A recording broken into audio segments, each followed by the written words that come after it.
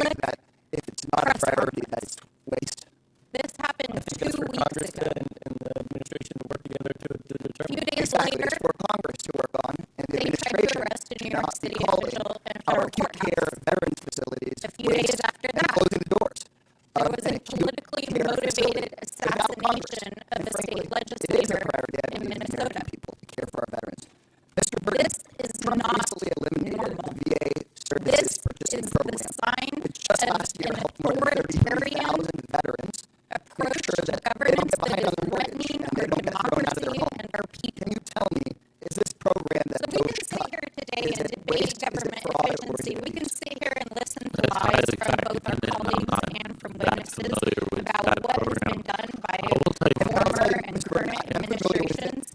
It helped But what is 33,000 of our happening veterans in not this lose their country homes. right And in now my view, is not normal. our veterans are not waste, fraud, or abuse, nor are What they they are trying to do through for the budget billionaires is crack not stocks like normal. Elon Musk. The rescissions package that they're trying to shove down your throats right now with $9 billion in cuts is that not President normal. Trump will take reckless It's not the action programs that they're to describing. risk They want to sending more dismantle American the troops United into Nations. endless They want to wars in the Middle defund East. NATO. But back at home, They want to he's breaking the defund sacred promise programs that to keep our children veterans fed to care across for the them world. when and if They're they come trying back. to defund Donald Trump programs has that already have tried to saved fire literally thousands hundreds of of people thousands of at the lives VA. of people And in recent reporting countries shows that they're across the planning to try to planet. fire And we just 80,000 people heard at the witnesses VA. here just a These few reckless moments DOGE ago cuts say have that thrown they're VA not hospitals satisfied into with what they've chaos. already done And in my and the own district, damages I've got that a they're report of already veterans doing. waiting months They want to for go basic after services entitlement like a wheelchair. programs. I That represent means San Antonio, your Texas, Social Security. military city, That USA, means where we Medicare. honor the That service means they're of our going men to and come women in for uniform. your And if we programs, want to honor programs that our are veterans, life-saving, that we honor sustain with more than people just words. as they We aid take the actions to care for them life-saving when they programs that come make home. it We possible don't for people needlessly with send people disabilities to into live with harm's dignity way, in this and we country. don't cut They are their coming services for for those when they come programs. home. This hearing should not be holding So we're hearings. not going to The sit people here should not be holding hearings and on blocking pretend those like cuts. what's We should be happening holding in hearings this hearing about is restoring normal services for our at a veterans. time when this And administration while is DOGE is using screaming over our DOGE veterans, the to administration is enact also an stealing from ideological seniors. agenda We just against the learned about a American huge people new while scandal they're that out every there senior in trying to America arrest needs to hear U.S. about. senators and After members Trump of and Musk Congress. made massive cuts to the staff Because of the this Social is Security not Administration, okay.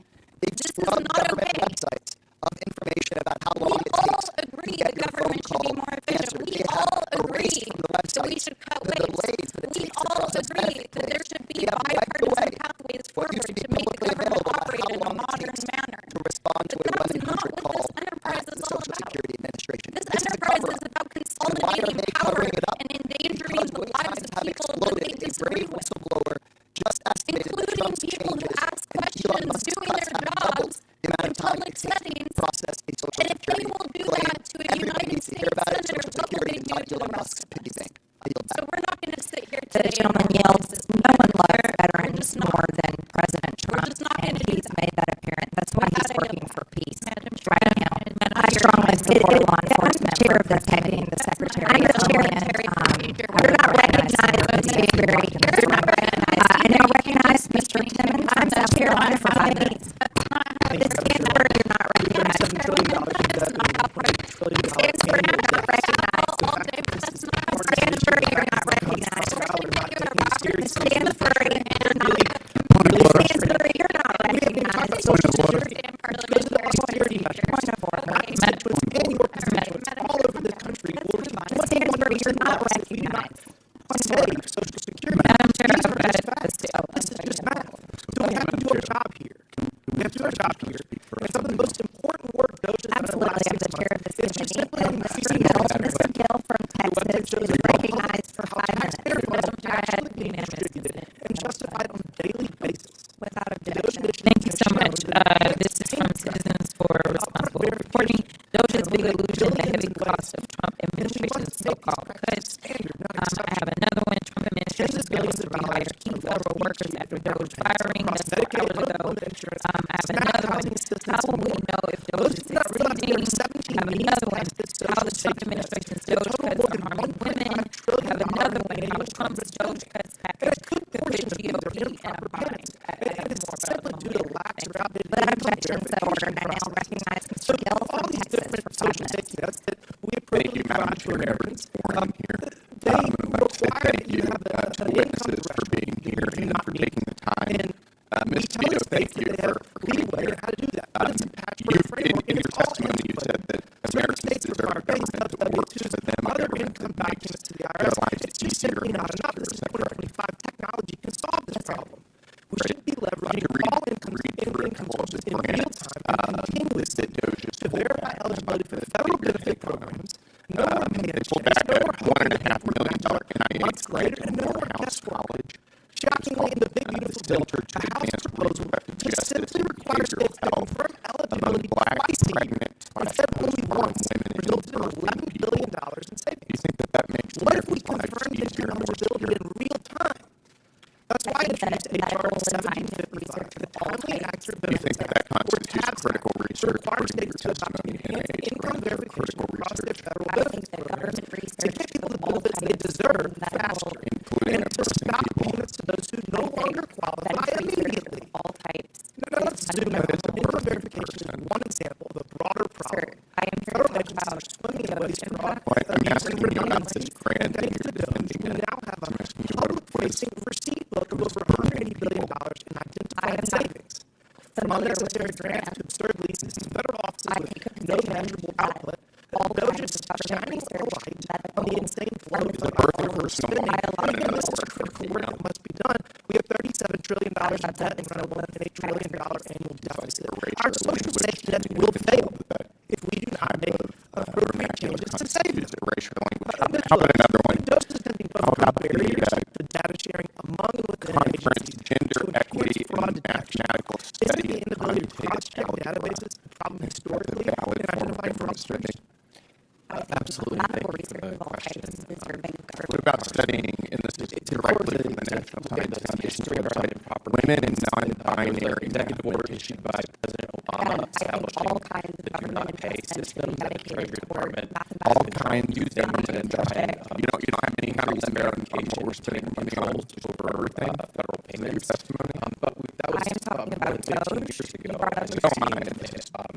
hundreds of millions of dollars DOGE. in improper payments. I am not familiar with this reported particular grant, annually but I think government over the investment past in 15 years. mathematical. It's important to know that the Let's do another one. Department This one is asking called for help, asking for the ability to share information. Health. A long time ago, Adapting the an Social Security Administration Plus includes a teen pregnancy share information prevention about program deceased for Americans with the Treasury Department. boys. That stopped for a few years. They Can't came out even to say do this that. without There's laughing. a lot more that can be done. Do you think to that share that is information a between agencies to useful stop form fraud of our and tax prevent spend? improper payments? I am not There have been familiar bills with that introduced grant, both but I in think the that's Senate and the House research, to government do that. investment in Bills scientific by and Republican government members pregnancy and for trans members. I'm running out of time. Let me finish. So this is not Do you think that a is maybe. a This is a useful spend must of our tax dollars? piece of I think legislation. We cannot government continue down this investment path. in all kinds of My scientific bill research came from is a Missouri pilot program that resulted in 17% savings. Okay. 70% of just Medicaid is $140 billion annually. You support 17% abolishing across all filibuster social still? safety nets that are means tested I is am here to talk about $250 DOGE billion. respectfully. We We're could running out of abolish time. the We gotta filibuster and get a pass lot these pieces of of legislation. We through. use technology to make sure we're being efficient with our tax At dollars. link But on that, Twitter Madam about Chair, abolishing the filibuster. The gentleman yields. I now recognize Ms. Norton of Washington, D.C. for 5 minutes. I did a lot of previous work on different topics because I am an economic policy expert. And respectfully, I'm here to talk about Filibustering the DOGE. DOGE test is totally germane here. We can abolish the filibustering the DOGE test is I am totally here to talk germane about here. DOGE I think we cuts, should. not strategies for achieving more of them. Talk about DOGE cuts, not strategies for achieving more of them, but the harms they have produced for working I families. noticed that the most severe change of opinion. Comments about the filibuster were most severe administration. Comments about the filibuster were dragged by some more of these grants. But we can move on. I think that we should be spending money on quote a racialized basis. I think that we should be spending money on quote a racialized basis. I am not at all familiar with that grant. It's a $500,000 NSF I am grant. not at all familiar. I am not familiar with $500,000 NSF grant. But you're Okay, I am not defending familiar with the subject matter, saying that I think But you're the government, pretty adamant against DOGE I am cuts, and I'm saying that I asking you think if you the support government, You're pretty I think adamant that there against is DOGE cuts, and I'm asking you if you economic support the and cuts. medical, public health, DOGE cuts. communal economic benefits, What about public health, prostate and steroid communal. therapy and cardiovascular benefits. risk? What about prostate steroid therapy and Again, I think cardiovascular risk government in investment in transgender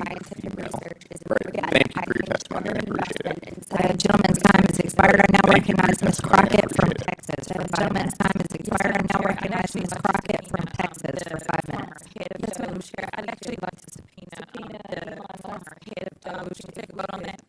Subpoena Elon Musk. Can we take a vote on that? This hearing will suspend. This Is hearing the will clerk in suspend. place? Do we have a clerk? Is the clerk in place? Do we have a clerk? Elon Musk right now. The hearing has suspended. Elon Musk right now. The hearing has suspended.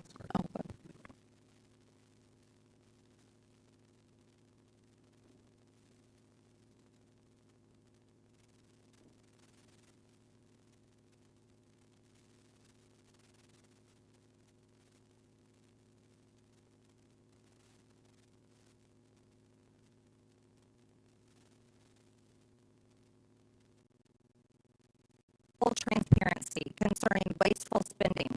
The DOGE website and individual federal agency sites continually update for public view the specific grants, contracts, leases, and other payments that they are flagging for termination. This is how you change the culture of spending. And with that, I yield to Ranking Member Stansbury for her opening statement. All right. Well, good morning, everyone. Welcome to the DOGE subcommittee. Notwithstanding the abject failure of the DOGE enterprise inside the federal government and the epic breakup of Elon Musk and Donald Trump, here we are again, once again, in this committee. I'm grateful that the hearing is Chairwoman suspended. showed again You can one have of my some favorite patience. videos, We're which she suspended. showed on the first day of the subcommittee. I'm grateful because it highlights the work that Has staunched the flow of waste, fraud, and abuse in federal spending. DOGE drove the administration to turn off the spending faucet that was pouring out billions of dollars to corrupt anti-American NGOs, to illegal DEI programs, and to a vast array of wasteful, unnecessary federal grants, contracts, leases, and personnel. President Trump drove this massive effort by creating DOGE via executive order on Inauguration Day. He then issued a series of White House directives empowering DOGE teams to work with agency leaders government-wide in an unprecedented effort to root out wasteful spending using all means at their disposal. And that effort has borne fruit. The DOGE website identifies $180 billion in savings achieved in just a matter of months. We need to make sure we lock in those savings. It should be the first installment we pay on our nation's $37 trillion debt. We need to tackle that debt on behalf of our children and future generations. That's why Congress needs to act. DOGE has shown how our government can cost less and deliver more. It's shown how we can turn off the faucet. It's shown we don't need to spend all the dollars that Congress appropriated for this year. Congress can reverse that unnecessary spending by rescinding dollars it's appropriated. That's why the administration recently sent a $9 billion rescission request to Congress. By the way, you just saw Democrats on that video talking about saving $9 billion. Republicans just delivered on that. It would prevent dollars, our $9 billion rescission would prevent dollars from going to corrupt international organizations, to woke NGOs, to NPR, and to PBS. The House adopted the legislation earlier this month, H.R. 4, the Rescission Act of 2025. But we need to do more, much more. $9 billion is just the tip of the iceberg of the waste that DOGE has identified, and of the spending that the administration has paused or shut off. So Congress needs to work with the administration and DOGE to rescind billions more of dollars it has appropriated for agencies to spend. DOGE is also creating savings that will lower the cost of government for years to come. For instance, the administration is right-sizing the federal bureaucracy by eliminating several 100,000 staff positions. That reduces discretionary spending costs for the next year and every future year by tens of billions of dollars. So we need to adjust those levels of new appropriations to align with the streamlined government DOGE is creating. That's why the president proposed last month, when he submitted to Congress a budget for next year that reduces non-discretionary spending by $163 billion. If we lower the spending baseline in that way, we can save $2 trillion in that portion of the budget over the coming decade. We need to lock in DOGE savings for the taxpayers, and we should also be thinking about locking in the DOGE process that has produced these savings. DOGE has attracted enemies because it's taken on Washington's culture of spending and the money laundering schemes that have been embedded in this institution. We should make that a permanent battle. We should institutionalize the battle against waste, fraud, and abuse in government. I hope that is something with which my Democrat colleagues can at least agree on. DOGE is working with agencies to reduce the rampant fraud that GAO says costs taxpayers as much as $500 billion annually. To enhance fraud detection, agencies are now providing the Treasury Department more information about financial awards, and they are making more use of Treasury's Do Not Pay database to avoid funding fraudsters.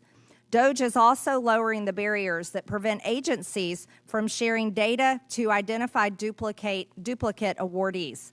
What's more, DOGE has pioneered what the president calls radical transparency concerning wasteful spending.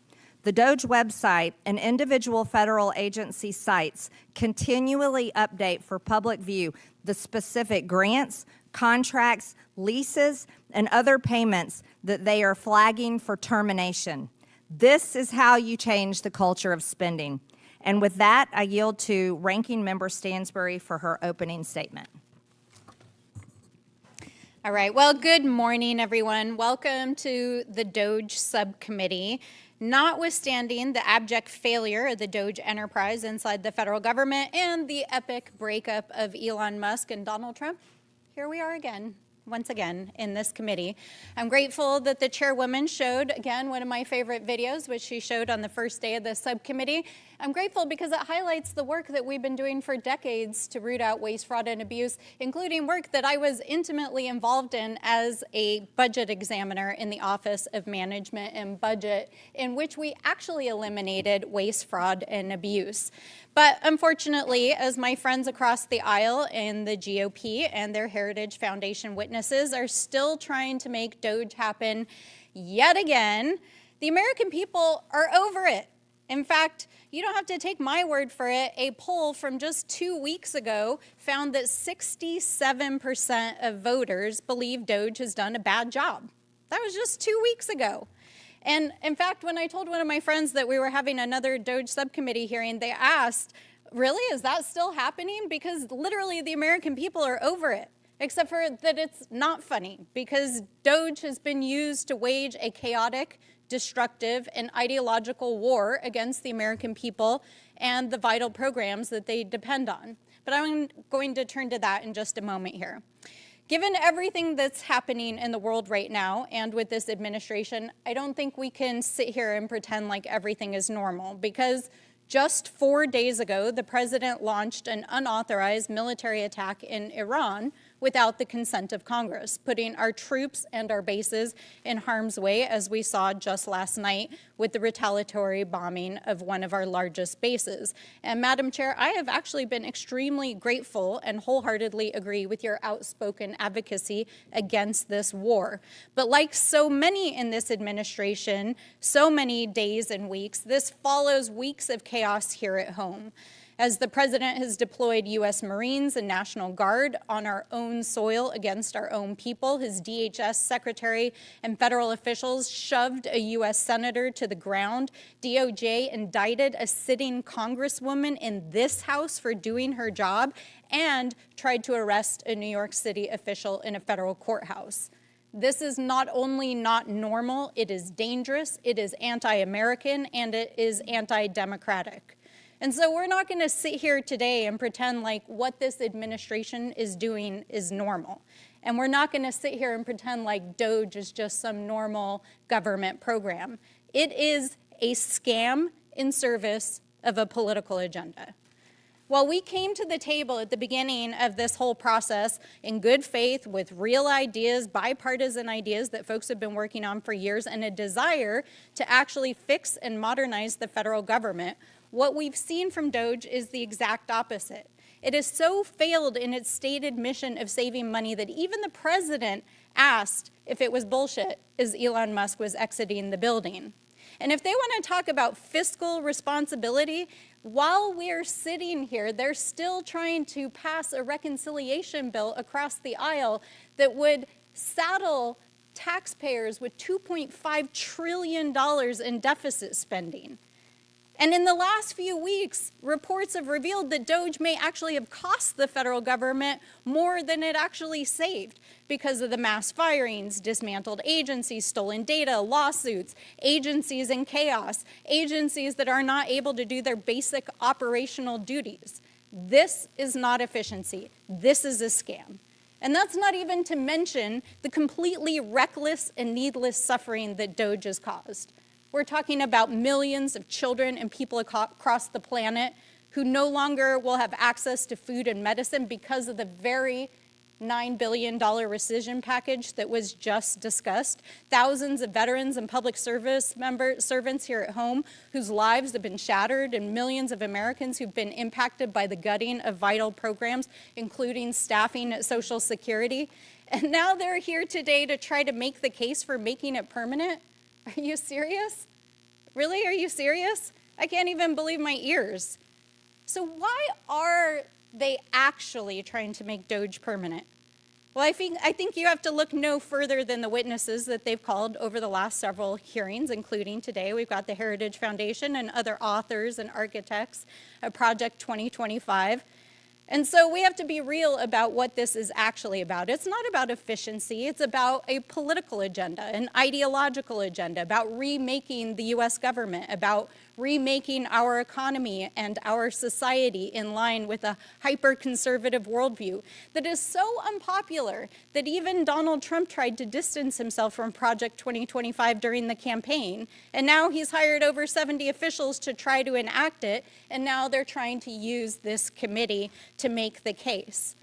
Now, they like to try to claim that they're taking on cancel culture and a woke agenda, but let's be clear, DOGE and the folks who want to make it permanent are the actual cancel culture, because they want to cancel anything that they don't like or they don't agree with, including your democratic rights and your freedoms, economic opportunity and education, LGBTQ plus rights, rolling back the clock on civil rights, canceling the history of Black, Chicano, and Indigenous communities, and stripping protections from our families and the healthcare, housing, and food people depend on so that they can give more tax breaks to their friends.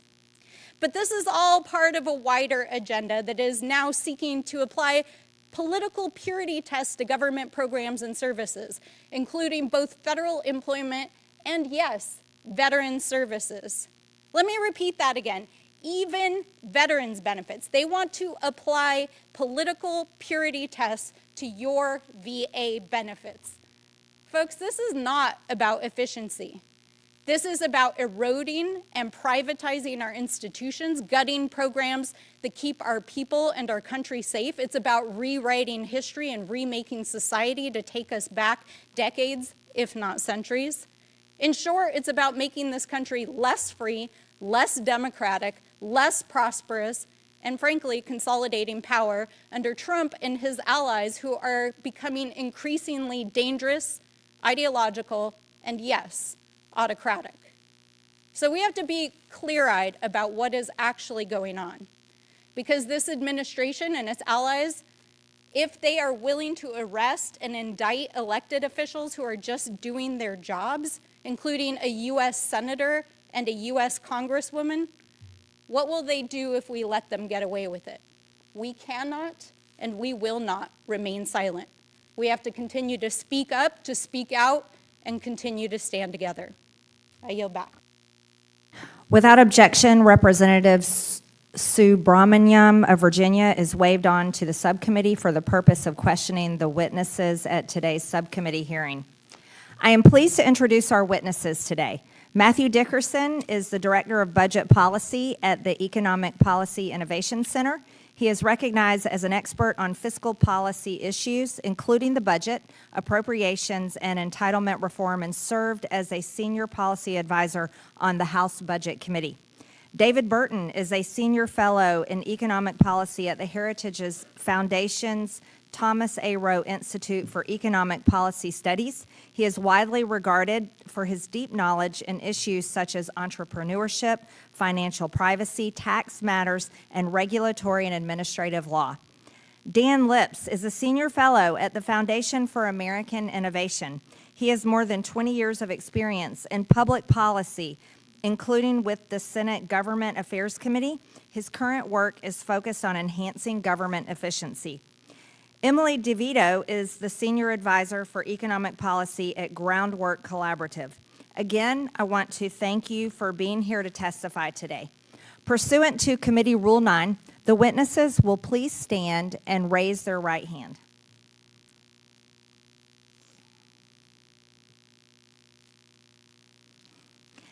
Do you solemnly swear or affirm that the testimony you are about to give is the truth, the whole truth, and nothing but the truth, so help you God? Let the record show that the witnesses answered in the affirmative. Thank you, and you may take a seat. We appreciate you being here today and look forward to your testimony. Let me remind the witnesses that we have read your written statement, and they will appear in full in the hearing record. Please limit your oral statement to 5 minutes. As a reminder, please press the button on the microphone in front of you so that it is on and the members can hear you. When you begin to speak, the light in front of you will turn green. After 4 minutes, the light will turn yellow. When the red light comes on, your 5 minutes have expired, and we would ask that you please wrap it up. I now recognize Mr. Dickerson for his opening statement. Chairwoman Greene, Ranking Member Stansberry, and all the members of the committee, thank you so much for inviting me to testify today. The fiscal state of our nation is deteriorating, and unsustainable spending is the problem. Government spending that grows faster than the economy is inherently unsustainable. That's just basic math. Annual spending is now 50% higher than it was in 2019, before the pandemic. The national debt held by the public is now equal to the size of the entire economy. For context, in 1944, the year of D-Day and the Battle of the Bulge, the debt as a percentage of GDP was 86%. After we went into debt to save the world, the federal budget and the debt shrank while the economy grew in the post-World War II decades. But on our current trajectory, the debt is only projected to keep growing. This growing debt risks evaporating the government's fiscal space, which is its capacity to borrow, without undermining debt sustainability or risking a loss of market confidence. This fiscal limit can be considered the government's true debt limit. The fiscal situation was made much worse by 4 years of reckless spending under the Biden administration. The policies of the Biden-Harris administration increased federal spending by $4.7 trillion over just 4 years compared to the projections made by CBO immediately prior. President Biden's executive actions added more than $2 trillion in spending without explicit approval from Congress. The Biden administration spent hundreds of billions of dollars transferring student loan debt to the taxpayers from borrowers. They unilaterally increased food stamp benefits. They gutted Medicaid eligibility verification and many other policies that increase spending. The point of the American system of government, based on hundreds of years of experience under the British Crown, was to restrict the ability of the unilateral expenditure of funds. By asserting the prerogative to spend the taxpayers' money unilaterally without authorization from Congress for this new spending, it could be said that Biden attempted to act as a king. In contrast, President Trump has focused on reducing taxpayer costs and reducing the power of government. This is the whole point of DOGE. Trump's discretionary budget would multiply to about $1.8 trillion of savings over the 10-year budget window. But that is only if Congress implements and continues these common sense savings. And that's why it's so important that you're holding this hearing today, Madam Chairman, so thank you. To paraphrase Madison in Federalist 58, the power to levy taxes and provide spending authority, and the power to withhold funds from the executive, that's the most effective way for the elected representatives of the American people to provide for the vital and appropriate services of the federal government as well as to prevent abuse by the government using the people's funds. Congress has many tools at its disposal to carry out this vital responsibility. The most straightforward way to control waste, fraud, and abuse is by controlling agency budgets in the annual appropriations process. You can reduce the size of the federal bureaucracy. I estimate that reducing the federal workforce by 10% would allow discretionary appropriations for salaries and other benefits to be reduced by $559 to $608 billion over the next decade. The scope of authorized agency activities should also be properly limited. You can work with the administration, as you're currently doing, to rescind unneeded, unobligated funds. And of course, one of the most important tools at Congress's disposal to achieve budgetary savings is through the reconciliation process. America's current fiscal trajectory is unsustainable, but it's not irreversible. DOGE has demonstrated that meaningful savings are, in fact, achievable. By exercising its constitutional power of the purse, controlling appropriations, implementing workforce reforms, rescissions, and reconciliation, Congress can lock in the DOGE cuts, safeguard taxpayers, and avert a fiscal crisis. Thank you, and I yield back. The gentleman yields. I now recognize Mr. Burton for his opening statement.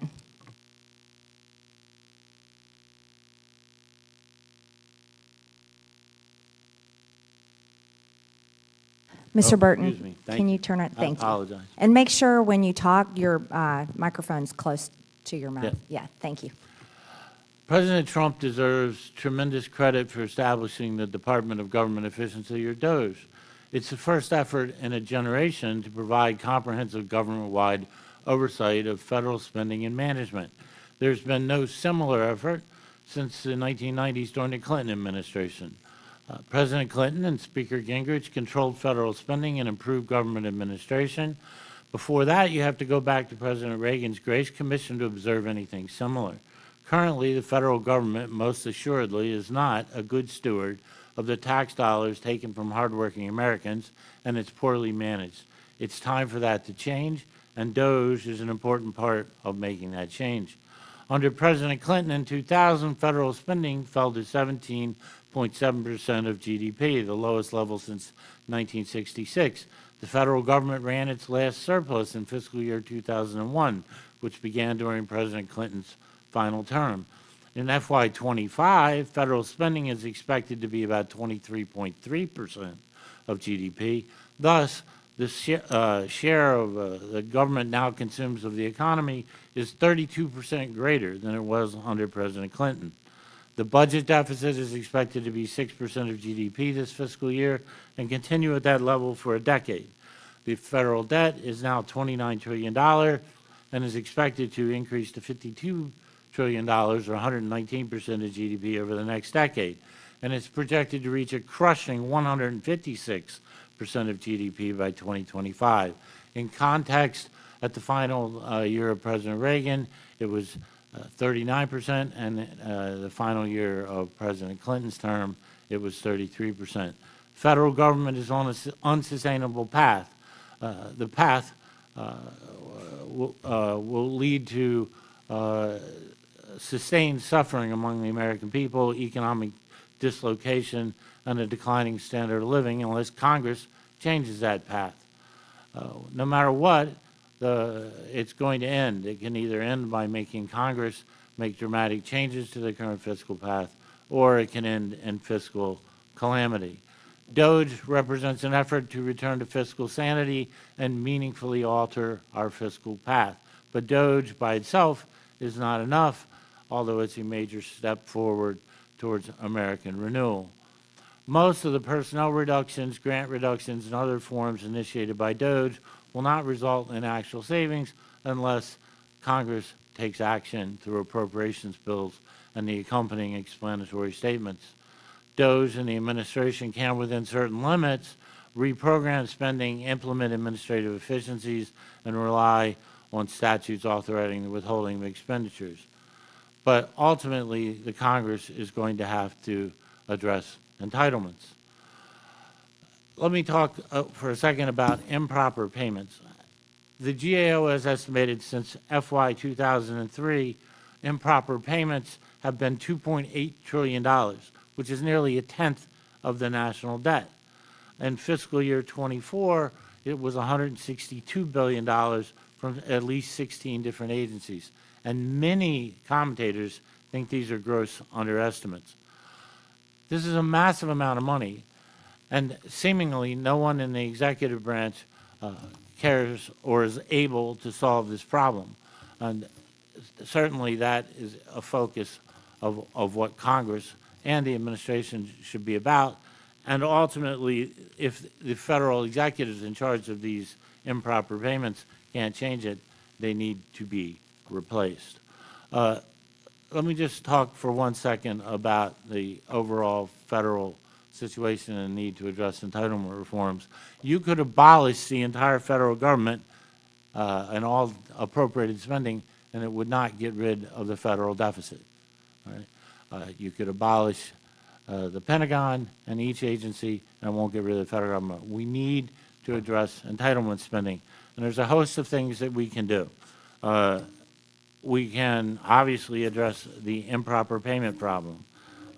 We can also adjust the entitlement program so they reflect tremendous increases in life expectancy since they were created. We can adjust it so that they no longer are transferring hundreds of billions of dollars a year from working young Americans to relatively wealthy old seniors. Programs can be consolidated, and that includes Social Security, Medicare, Obamacare, and the literally dozens of programs designed to address poverty. If these things are not done, then the U.S. will eventually suffer a Greek-style meltdown, inflation that will make our latest round of inflation look like child's play, or a gradual squeeze like what happened to Great Britain in the 60s and 70s. Mr. or Burton, Japan. we've Thank got to you. wrap. Thank you. Thank you. I now recognize Mr. Lips for his opening statement. Chairwoman Greene, Ranking Member Stansbury, and members of the subcommittee, thank you for the opportunity to testify. My name is Dan Lips, and I'm a senior fellow with the Foundation for American Innovation. Our mission is to advance technology, talent, and policy ideas that support a freer and more prosperous future. Earlier in my career, I served on the staff of the Senate Homeland Security and Governmental Affairs Committee, where I worked on bipartisan government reform legislation and oversight. In my testimony, I offer you 3 points. First, the United States is on an unsustainable fiscal path. The Treasury Department and the Government Accountability Office have both warned that our growing national debt poses serious economic, security, and societal challenges. Last year, the federal government spent $882 billion just on interest payments. That's more than it spent on Medicare or national defense. At the same time, the government is losing hundreds of billions of dollars each year to fraud and waste. GAO has estimated that the federal government annually loses between $233 billion and $521 billion due to fraud. That's up to $4,000 per American household per year. And as we just heard, last year the federal government reported making $162 billion in improper payments. And over the last 4 years, improper payments totaled more than $900 billion. Better oversight and financial controls could save hundreds of billions of dollars every year. Second, the Trump administration's focus on government efficiency builds on decades of bipartisan government reform efforts. From the Reagan administration's Grace Commission to the Clinton-Gore National Performance Review to President Obama's fiscal responsibility initiatives, including a 2009 executive order that initiated Treasury's do not pay system, there's a history and a bipartisan tradition of executive action to root out inefficiency in the federal government. President Trump's new Department of Government Efficiency is working to reduce federal spending, shrink the size of the federal workforce, and streamline operations. DOGE has already identified $180 billion in savings and reduced regulatory burdens by eliminating over 1.7 million words from the federal code. The administration has also issued several executive orders informed by DOGE's efforts, such as to reduce fraud and improper payments by centralizing payment systems under the Treasury Department and modernizing financial transactions. But the executive branch cannot do this work alone, which brings me to my final point. Congress should use its legislative and appropriations powers to implement lasting reforms to increase government efficiency and reduce waste, fraud, and abuse. And this should be a bipartisan effort. Members of the House Oversight and Government Reform Committee and the Senate Homeland Security and Governmental Affairs Committee, where I used to work, have a tradition of passing bipartisan government reform legislation. For example, bipartisan legislation has been enacted and introduced in the past to reduce improper payments and prevent fraud. Key reforms to strengthen the Treasury Department's do not pay system, consistent with President Trump's executive orders, have been included in recent bills sponsored by Democratic and Republican lawmakers. These reforms would serve as a good starting point for legislation aimed at improving government efficiency. In my testimony, I discuss other opportunities for government reform legislation that could achieve substantial savings. For example, GAO has identified more than 200 open recommendations for Congress and more than 5,000 open recommendations for federal agencies. These are nonpartisan good government reforms. If addressed, the federal government could save hundreds of billions of dollars. More broadly, Congress should consider creating an annual legislative vehicle, similar to the National Defense Authorization Act, which moves every year, focused specifically on government reform. This would ensure consistent legislative oversight and give the American people's representatives greater input into ongoing reforms to government operations. In closing, improving government efficiency should not be a partisan issue. It's a fiscal necessity. The 119th Congress has a historic opportunity to reduce waste, prevent fraud and misspending, and begin addressing our long-term fiscal challenges. Thank you again for the opportunity to testify. I look forward to your questions. I now recognize Ms. DeVito for her opening statement. Chairwoman Greene, Ranking Member Stansbury, and members of the subcommittee, thank you for the opportunity to testify today. My name is Emily DeVito, and I am the Senior Advisor for Economic Policy at Groundwork Collaborative, an economic think tank based in Washington, D.C. I've previously served as a policy advisor at the Treasury Department. Americans deserve a government that works for them, a government that makes their lives easier. By that standard, DOGE has failed. It has led to higher costs and more confusion and complexity. It has undermined consumer protections for families, all while the ambitious savings Elon Musk promised failed to materialize. Americans are not impressed with these results. Consistent polling shows strong disapproval of DOGE and deep concerns about the haphazard and reckless cuts DOGE is making across the federal government. Americans also believe, as do I, that the government can do more to deliver for workers and families. As the subcommittee considers the future of DOGE and improving government efficiency and accountability, I would like to highlight several ways DOGE has done the opposite.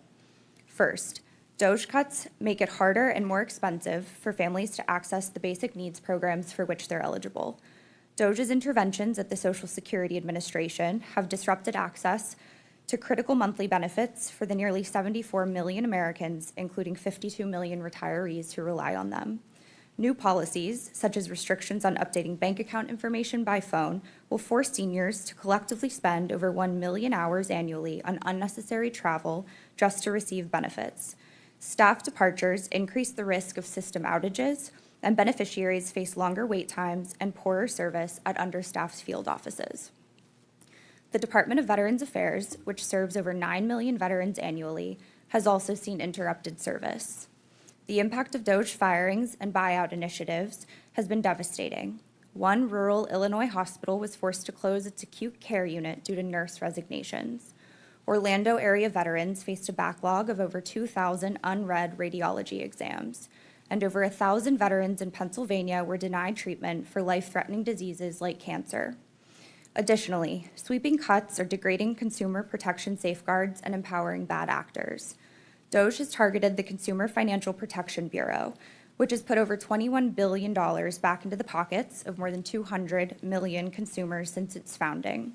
Eliminating this key consumer protection agency will enable exploitative companies and financial firms to profit at the expense of consumers.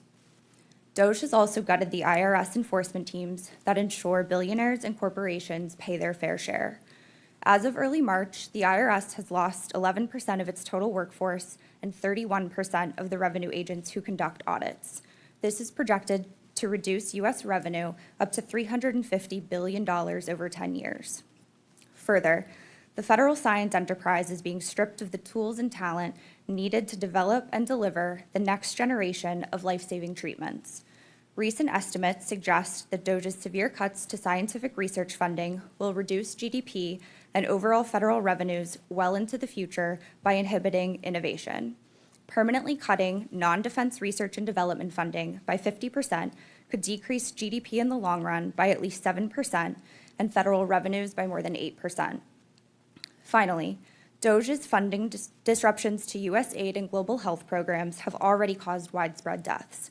Estimates suggest that the abrupt termination of public health programs will be responsible for over 360,000 deaths, including 200,000 children. DOGE did not generate the $2 trillion in efficiencies that Elon Musk initially called for, or even the $180 billion figure that it now claims. Credible analysis shows that canceled contracts, service cuts, and layoffs may have saved as little as $12 to $15 billion, while total federal spending actually increased year over year. Now that Musk has made his exit, it's clear that DOGE didn't deliver more efficiency, just poorer service. Congress is at a crossroads. It can learn from DOGE's mistakes, redirect, and get back to the important work of ensuring government works for people and not special interests, or Congress can double down on DOGE, cementing the harms that it has caused to families, communities, and our economy. For me, the choice is clear. I encourage leaders in Congress to put this dark episode behind us and deliver a government that works for working families. Thank you, and I look forward to your questions. I now recognize myself for 5 minutes of questions. The DOGE website details much of the wasteful spending and it hits the brakes on, and it has an incredible list of top hits. Some of the spending is not just embarrassing, but it is funding actually the genital mutilation of our children, forcing the American taxpayers to pay for it. A $620,000 HHS grant for #Transcendent Health, adapting an LGBT plus inclusive teen prevention program for transgender boys. $620,000 from HHS. It's absurd. This is disgusting, and it facilitates a lie. Here's another one. A $2,000 NIH grant for cross-sex steroid therapy and cardiovascular risk in transgender females. This is another absurd grant that was handed out.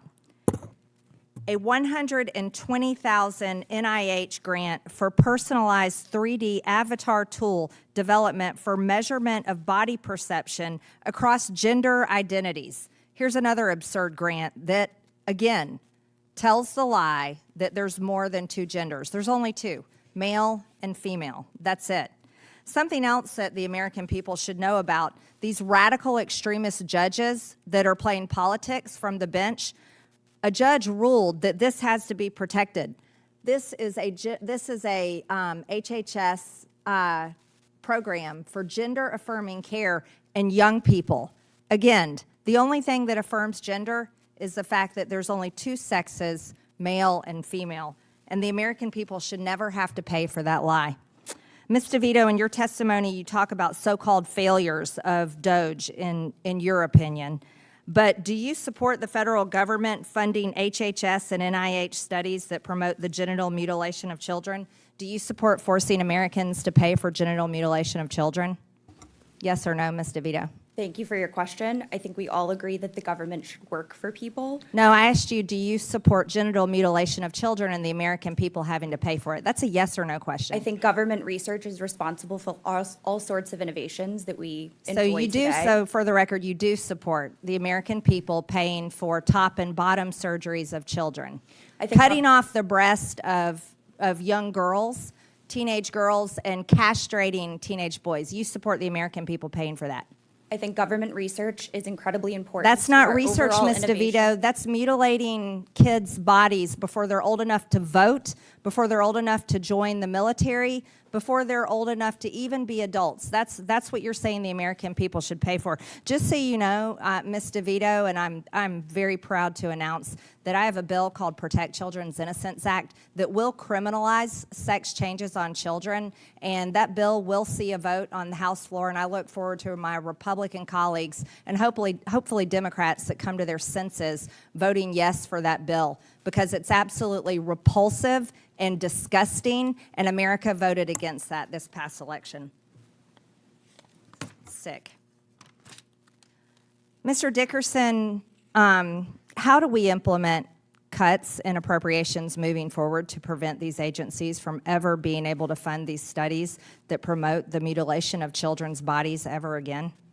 I think what you need to do is ensure those riders are included in the appropriations bills that are passed, to clarify to the agencies that even though they have never actually received authorization for these, so they shouldn't have actually done it in the first place, but if they need that funding rider to restrict American taxpayer funds for going to those terribly divisive and harmful things. Yeah, permanently, right? Exactly. Thank you. Other egregious abuses of funds: a $10 million Department of Education grant to the Virginia Commonwealth University for faculty workshops on decolonizing the curriculum, a nearly $700,000 National Science Foundation grant to the University of Tennessee for Black and Latinx parents leading reform and advancing racial justice in elementary mathematics, a project that could provide a model for other communities and schools seeking to advance racial justice in mathematics and education. This is insane, absurd, and it's racist in itself. Math is math. A $500,000 EPA grant, Green Jobs, growing a new generation of environmental justice problem solvers. All of this stuff is far left ideology, and the American people should not be paying for it. It looks like my time's up, so with that, I'll yield to the ranking member, Stansbury, for 5.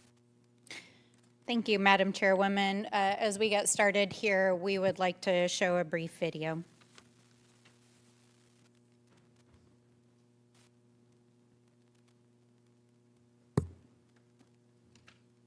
Guys, ready? And balance. Sir, hands up, hands up. I'm Senator Alex Padilla. I have questions for the Secretary, because the fact of the matter is a half a dozen violent criminals that you're rotating on your hands up. How many of our ICE agents have been docked or On the ground. On the ground. Hands behind your back. Hands behind your back. If you let my hands go and put them behind my back. All right. Cool. One hand. Lay flat. Lay flat. Other hand, sir. Other hand.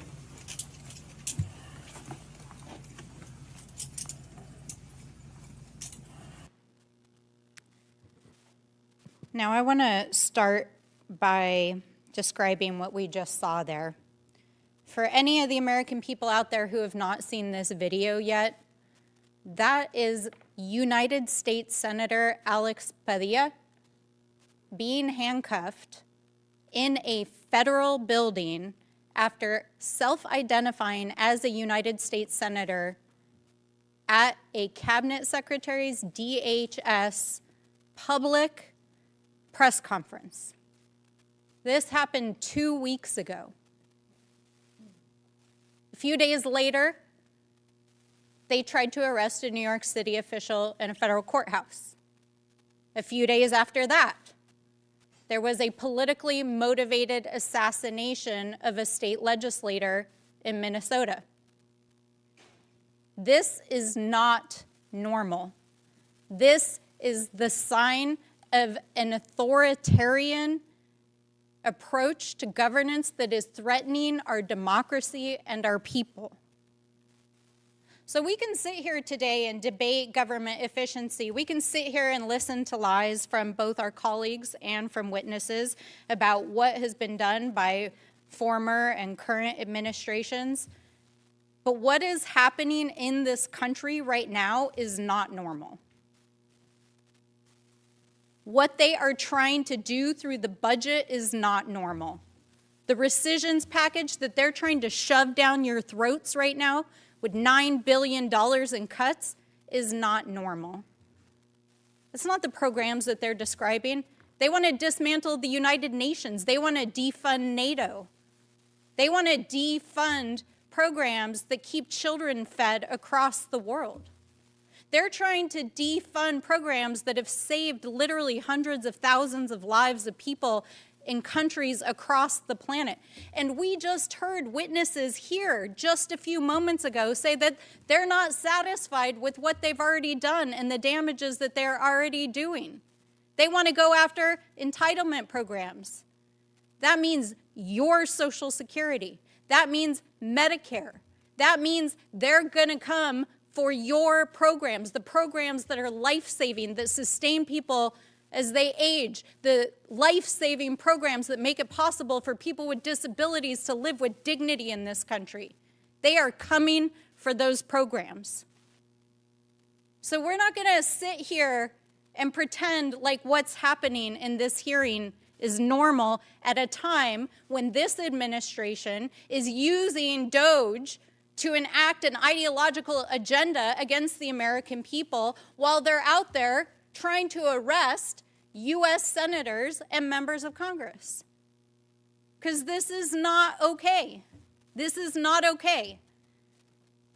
We all agree the government should be more efficient. We all agree that we should cut waste. We all agree that there should be bipartisan pathways forward to make the government operate in a modern manner. But that's not what this enterprise is all about. This enterprise is about consolidating power and endangering the lives of people that they disagree with, including people who ask questions doing their jobs in public settings. And if they will do that to a United States senator, what will they do to the rest of us? So we're not going to sit here today and normalize this behavior. We're just not. We're just not going to do that. And with that, I yield back. I strongly support law enforcement for protecting the Secretary of Homeland. I wouldn't recognize Senator Padilla if he walked in this room. I now recognize Mr. Timmons from South Carolina for 5 minutes. Thank you, Madam Chairwoman. We have $37 trillion in debt. We have a $1.8 trillion annual deficit. The fact that this is a partisan issue and the fact that my colleagues across the aisle are not taking this seriously is really frustrating. It's really, really frustrating. We haven't even talked about Social Security, which goes into austerity measures. My constituents and your constituents all over this country will receive 21% less if we do not save Social Security. These are just facts. This is just math. So we have to do our job here. We have to do our job here. And some of the most important work DOGE has done in the last 6 months is just simply on increasing transparency. Their website shows the public how taxpayer funds are actually being distributed and justified on a daily basis. The DOGE initiative has shown that enhanced payment tracking and upfront verification can eliminate billions in waste. And we must make these practices standard, not exceptional. Tens of billions of dollars are lost each year to improper payments across Medicaid, unemployment insurance, SNAP, housing assistance, and more. Most people do not realize that there are 17 means-tested social safety nets that total more than $1.5 trillion in annual government spending. And a good portion of these are improper payments. And it is simply due to lax or outdated income verification processes. So all these different social safety nets that we appropriately provide to Americans, they require that you have an income threshold that you do not meet. And we tell the states that they have leeway in how to do that, but it's a patchwork framework and it's all antiquated. Certain states require pay stubs, W-2s, other income documents to the IRS. It's just simply not enough. This is 2025. Technology can solve this problem. We should be leveraging all income sources in real time and continuously to verify eligibility for federal benefit programs. No more pay and chase, no more hoping the paperwork matches up months later, and no more guesswork. Shockingly, in the big, beautiful bill, the House proposal to simply require states to confirm eligibility twice a year instead of only once resulted in $11 billion in savings. What if we confirmed income eligibility in real time? That's why I introduced H.R. 1755, the Timely and Accurate Benefits Act, or TABS Act, to require states to adopt enhanced income verification across their federal benefits programs to get people the benefits they deserve faster, and to stop payments to those who no longer qualify immediately. Now let's zoom out. Income verification is one example of a broader problem. Federal agencies are swimming in waste, fraud, abuse, and redundancy, and thanks to DOGE, we now have a public-facing receipt book of over $180 billion in identified savings. From unnecessary grants to absurd leases to federal offices with no measurable output, DOGE is shining a light on the insane bloat of our frivolous spending. And again, this is critical work that must be done. We have $37 trillion in debt and run a $1.8 trillion annual deficit. Our social safety nets will fail if we do not make appropriate changes to save them. Mr. Lips, DOGE is attempting to overcome barriers to data sharing among and within agencies to enhance fraud detection. Isn't the inability to cross-check databases a problem historically in identifying fraudsters? Absolutely, and thank you for the question, Congressman. It's important to look at the history around improper payments. That there was an executive order issued by President Obama establishing the do not pay system that the Treasury Department has been using to try and increase verification and tighten controls over federal payments. But that was more than 15 years ago, and we've seen hundreds of billions of dollars of improper payments reported annually over those past 15 years. It's important to know that the Treasury Department has been asking for help, asking for the ability to share information. A long time ago, the Social Security Administration couldn't share information about deceased Americans with the Treasury Department. That stopped for a few years. They can now do that. But there's a lot more that can be done to share information between agencies to stop fraud and prevent improper payments. There have been bills introduced both in the Senate and the House to do that, bills by Republican members and Democratic members. I'm running out of time. Let me finish. So this is not a maybe. This is a must piece of legislation. We cannot continue down this path. My bill came from a Missouri pilot program that resulted in 17% savings. 17% of just Medicaid is $140 billion annually. 17% across all social safety nets that are means tested is $250 billion. We are running out of time. We got to pass these pieces of legislation. We got to use technology to make sure that we're being efficient with our tax dollars. With that, Madam Chair, I yield back. The gentleman yields. I now recognize Ms. Norton of Washington, D.C. for 5 minutes. Thank you, Madam Chair. Federal workers are essential, not just to the fabric of the District of Columbia, but to the functioning of the federal government and, in turn, to the well-being of every American. Federal workers make sure that Social Security checks go out on time. They provide health care to our veterans. They make sure planes land safely. They make sure food and drinking water is safe.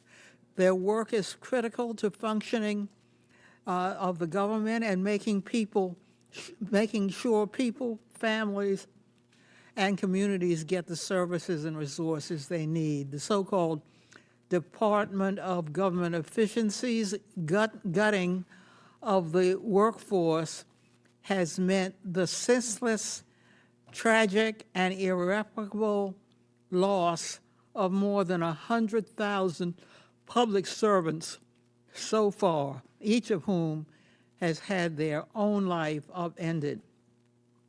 Ms. DeVito, what do we lose when we push qualified experts out of their roles serving the American people?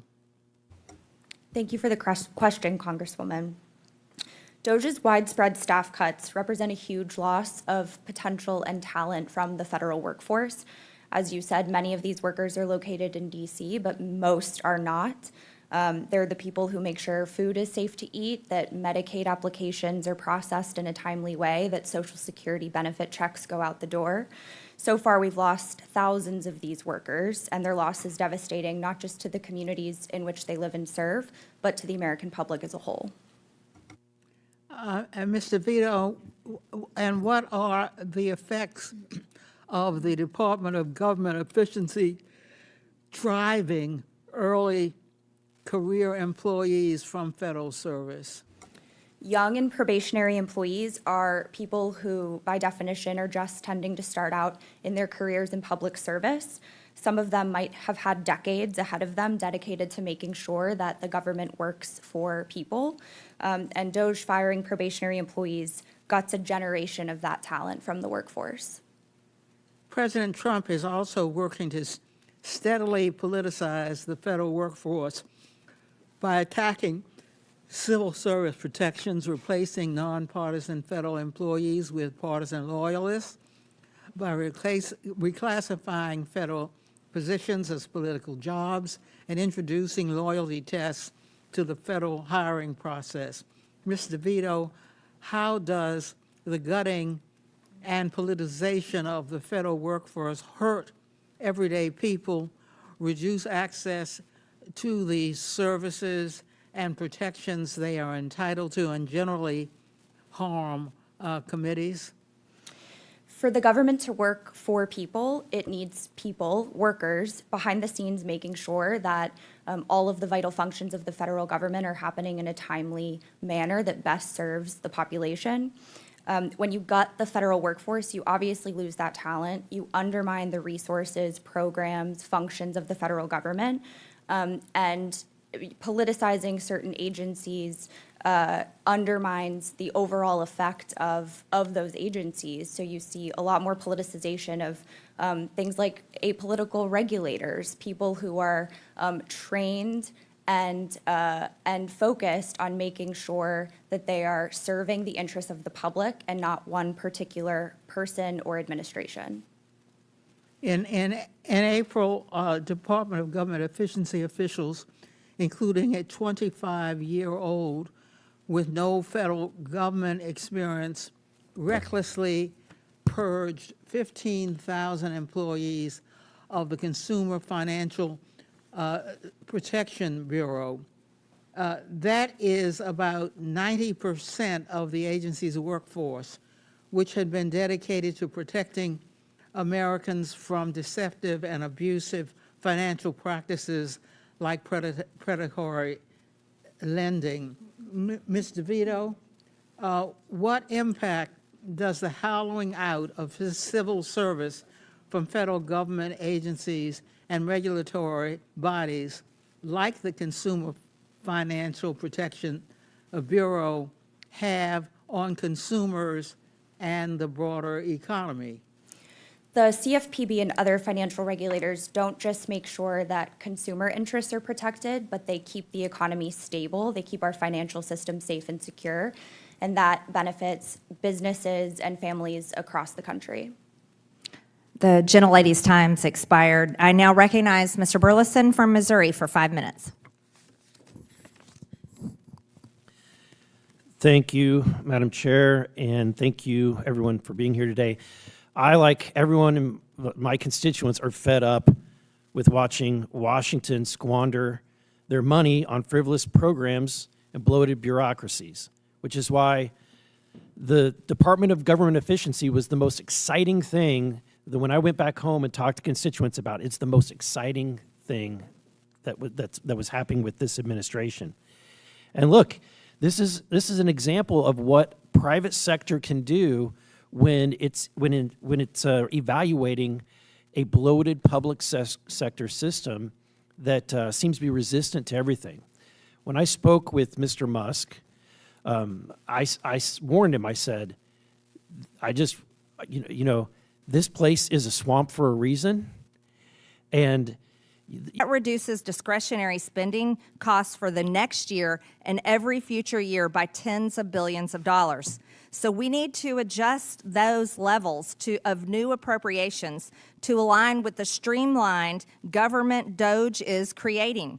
That's why the president proposed last month, when he submitted to Congress a budget for next year that reduces non-discretionary spending by $163 billion. If we lower the spending baseline in that way, we can save $2 trillion in that portion of the budget over the coming decade. We need to lock in DOGE savings for the taxpayers, and we should also be thinking about locking in the DOGE process that has produced these savings. DOGE has attracted enemies because it's taken on Washington's culture of spending